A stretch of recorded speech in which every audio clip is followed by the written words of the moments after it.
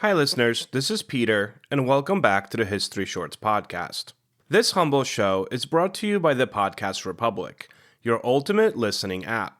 Discover and subscribe to thousands of podcasts from around the globe, yours truly included, all in one place. Download Podcast Republic now, available on Google Play and the Apple App Store. Today on History Shorts. It is the year 1095. Pope Urban II ascends the pulpit at the Council of Clermont in France, calling upon Christian Europe to take up arms and reclaim the Holy Land from Muslim control. Deus vult, God wills it, he declares, and the crowd erupts. Knights, peasants, and nobles alike are swept up in the wave of religious fervor. Across Europe, men leave farms, families, and livelihoods behind, marching thousands of miles toward Jerusalem. The Crusades, nearly 2 centuries of intermittent military campaigns, are among the most famous and contested events of medieval history. However, they raise a fundamental question that still divides historians today. Were the Crusades a noble struggle for the defense of Christendom and the Holy Land, or were they a form of colonial aggression masquerading as a religious duty? Papal bulls, chronicles of William of Tyre, and the accounts of participants provide starkly contrasting perspectives.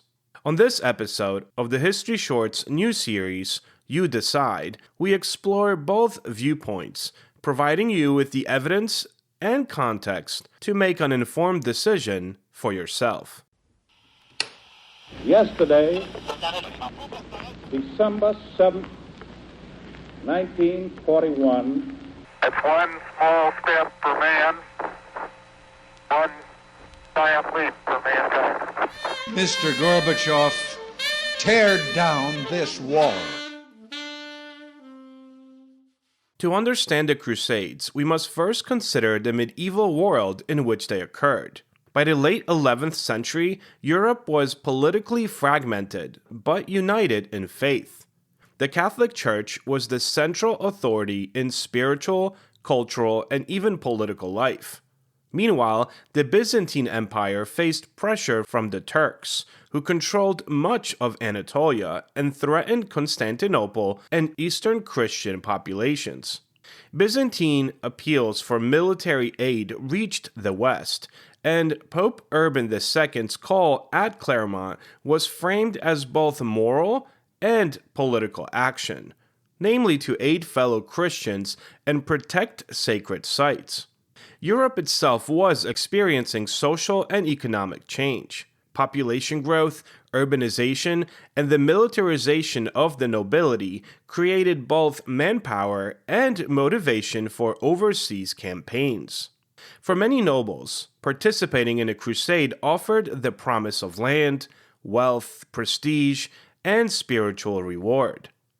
Papal bulls issued by Urban II, and subsequent popes for that matter, explicitly promised remission of sins, offering an incentive beyond worldly gains. Over the next 2 centuries, crusades were launched intermittently.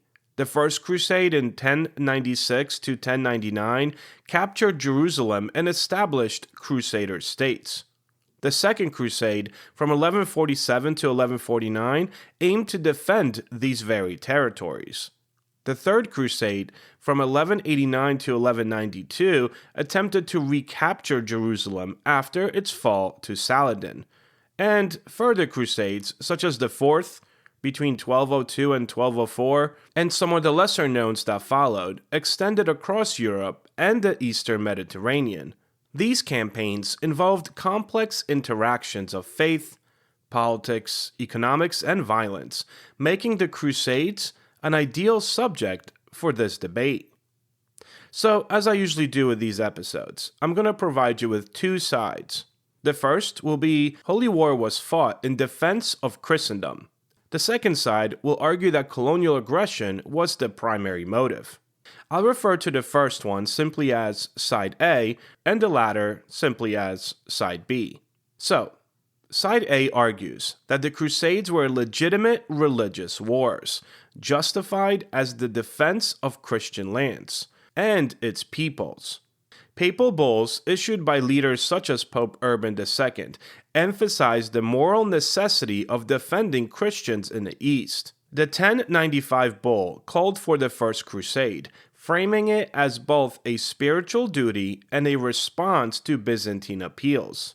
I quote, "Christ commands that his followers come to the aid of their brethren to rescue the sacred places from infidels." End quote. Chroniclers like William of Tyre depict crusaders as motivated by faith, piety, and a desire to protect the Christian population of the Levant. He portrays Jerusalem as a city under threat, sacred to millions of believers, where pilgrimage had become dangerous under Muslim control. Crusaders, in his accounts, are depicted not merely as conquerors, but actually as soldiers carrying out a divine mission, defending the faithful from external threats. The First Crusade illustrates these very motivations. European armies traversed Anatolia facing ambushes and logistical hardships, all to reach Jerusalem in 1099. Estimates suggest tens of thousands of soldiers and non-combatants participated, many enduring disease, starvation, and desertion. Despite these hardships, however, chroniclers emphasize their commitment to the holy mission. Pilgrims and knights alike saw their actions as seeking absolution through service.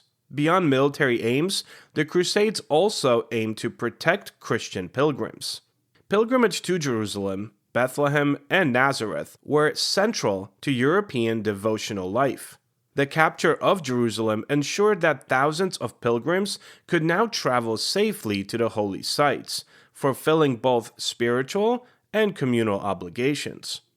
Subsequent campaigns, including the Second and Third Crusades, only reinforced the defensive argument. Crusaders aimed to secure and defend territories, such as Edessa and Acre, against Muslim conquest.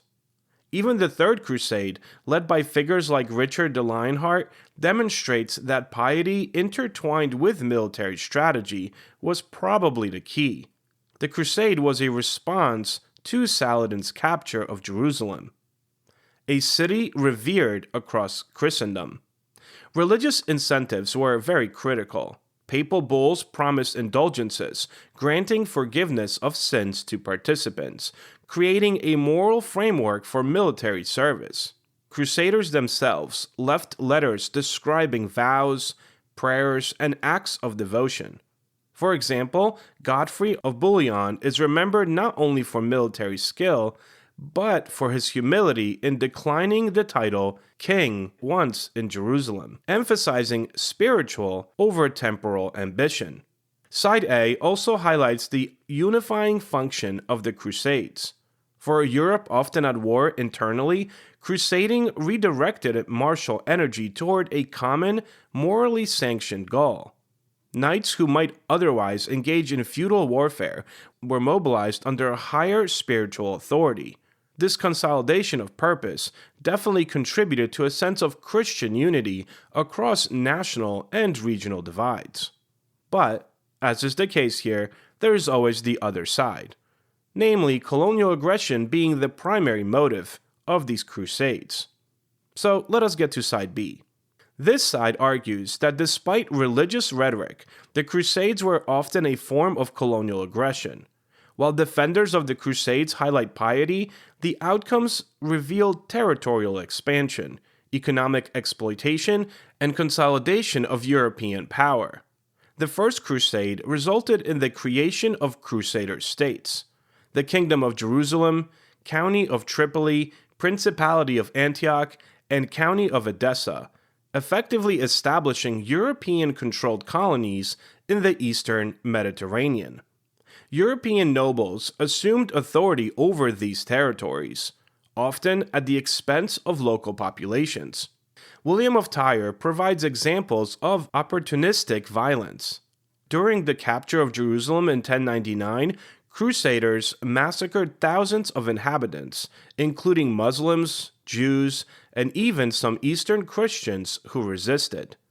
Chroniclers describe the streets of Jerusalem running with blood, highlighting the human cost of what was presented as just simply a holy mission. Looting and appropriation of property were very widespread.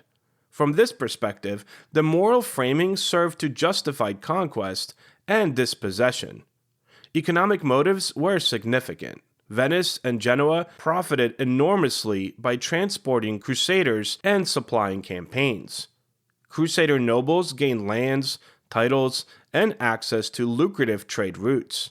Many younger sons of European nobility, lacking inheritance at home, secured wealth and status overseas.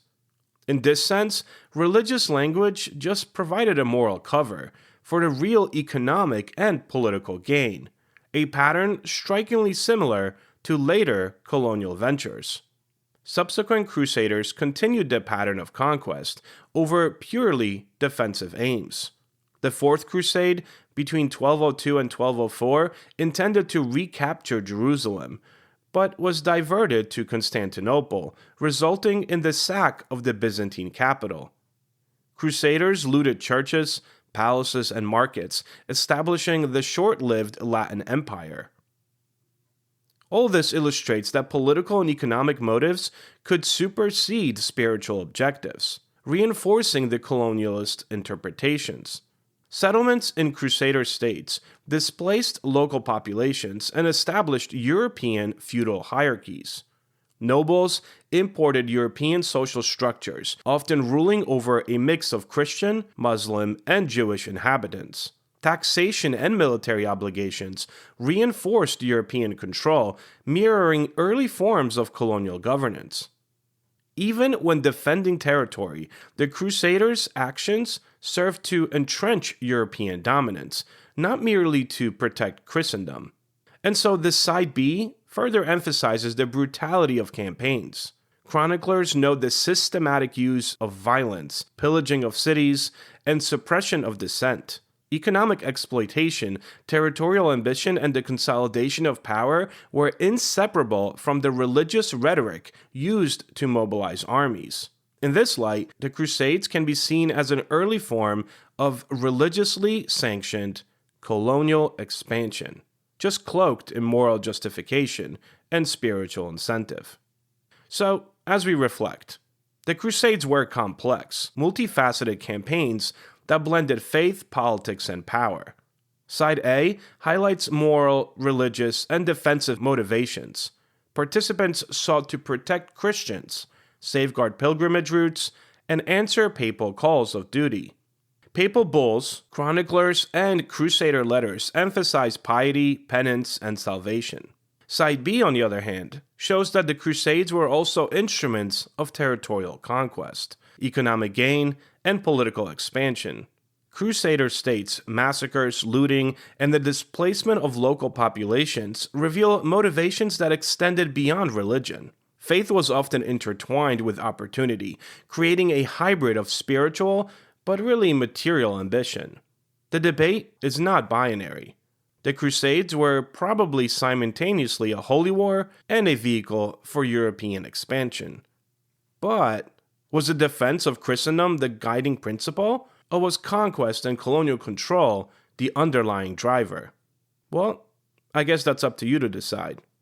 As is always the case, this episode just scratched the surface of the issue, and there is a plethora of sources available for analysis, evaluation, and discussion to further examine. Treat this more as an inspiration to go and dig deeper. For some further exploration, I suggest papal bulls, including Urban II's 1095 call to arms. These are available in digital medieval archives. God's Battalions, The Case for the Crusades by Rodney Stark from 2009 also argues that the Crusades were a defensive response to Muslim aggression, challenging the view of them as unprovoked acts of colonialism.